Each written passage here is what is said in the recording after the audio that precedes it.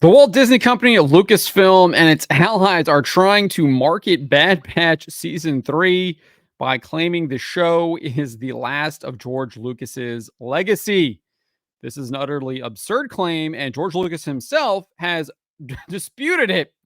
Before we get into this, I'd like to ask you, please hit that subscribe button, hit that bell for notifications so you don't miss any of our future videos here at the Trent Reports. This is over at thatparkplace.com. Baker was speaking to Screen Rant. If you aren't familiar who he is, he voices the clones in Lucasfilm's animated shows. He voices all of them.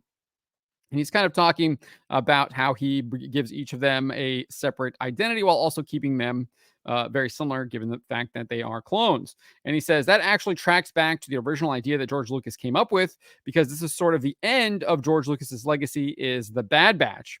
So obviously he is talking about the idea that the clones are kind of very similar, but they also have kind of distinct personalities despite being clones.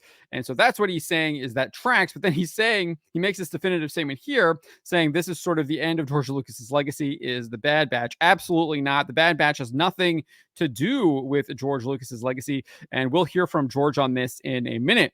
But let's finish what Baker had to say here. He says he came up with that idea, and it was part of the original Clone Wars series that he made with Dave Filoni. So sure, that's something that he made up, but you've clearly moved forward in introducing this Bad Batch idea. I know that there was the Bad Batch in the Clone Wars when Lucas was still involved, but obviously that idea, I think, has definitely been changed since George's original vision. We can see the animatics. They made a lot of changes regarding the Bad Batch, and I doubt George Lucas has any involvement in any of this show's development. Nevertheless, he then added the dynamic that he and the writers came up with was very clear, so that they feel so different that it was actually easier for me than keeping the clones distinct, because they all feel like such different people to me. So again, he's trying to say that this was George's original idea, and that's why this is the end of George Lucas's legacy. However, he's incorrect. George Lucas's legacy ended as soon as the Walt Disney Company took control of Lucasfilm, and we can hear that from George. Hell, actually, I don't want to play this clip.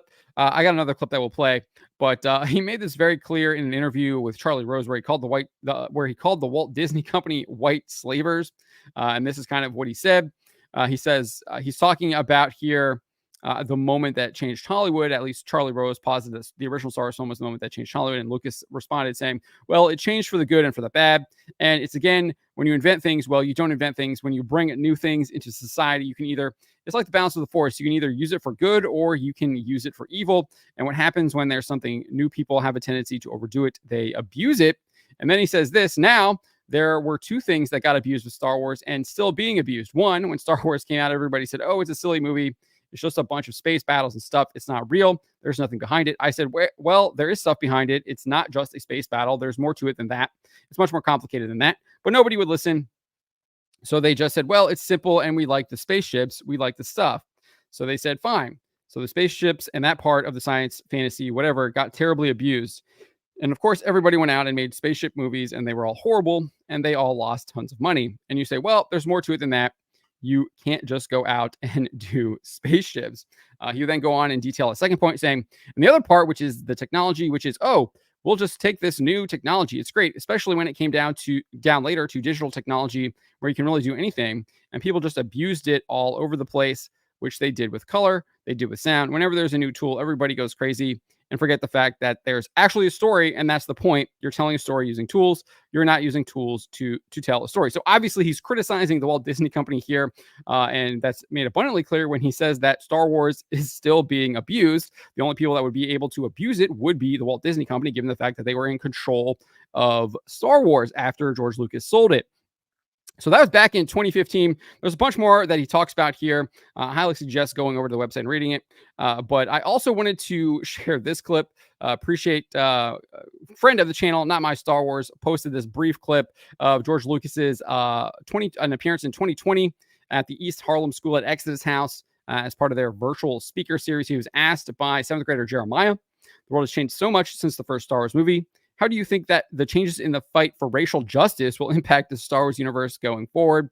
I doubt that kid actually was thinking about that stuff. Clearly a planted question. Nevertheless, this is what Lucas had to say. Let's take a listen here. I've kind of lost control of Star Wars, so it's going off in a different path than what I intended. But the first six are very much mine and my philosophy. I've kind of So you can tell George Lucas says what does he say? He says, I kind of lost control of Star Wars, so it's going off in a different path than what I intended. So there's no way that Bad Batch can be part of his legacy when it is something that was specifically created by the Walt Disney Company and Lucasfilm after George had sold the company to them. It is not part of his legacy. He makes that abundantly clear. He also says the first six Star Wars films are very much mine and my philosophy. He would go on to add, and I think that philosophy sort of goes beyond any particular time because it's based on history, it's based on philosophy, it's based on a lot of things. So George is making it abundantly clear his legacy is the six Star Wars films that he was heavily a part of. Obviously, you have the original trilogy, and then you have the prequel trilogy, and that is what he's saying are his legacy. He doesn't even talk about the animated movie. He doesn't talk about the animated show. He talks about the movies. So Dee Bradley Baker, Lucasfilm, the Walt Disney Company are clearly trying to use George Lucas to promote this show. And unfortunately for them, it is not going to work. It's going to be a massive backfire because this has nothing to do with George Lucas's legacy, and George Lucas himself has disputed it. But let me know what you guys make of Dee Bradley Baker's comments and him claiming that the Bad Batch is the end of George Lucas's legacy. Remember to always be charitable, but to always speak the truth.